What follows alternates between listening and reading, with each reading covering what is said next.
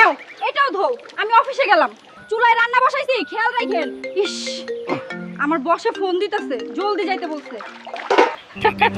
চিন্তা করেন না, ফুল মজা পাইবেন, কিন্তু আমার টাকাটা বাড়াই দিতে হইব। ঠিক আছে, কুড়ে ঘরের সামনেই আসতেছি আমি।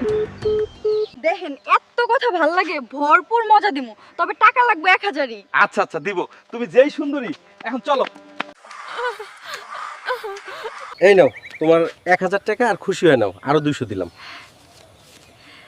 যাক, আবার কোনো সময় লাগলে জানাইয়েন। হ্যাঁ, এত কিছু কই থেকে কিনলে আর এত টাকা কই পাইলে?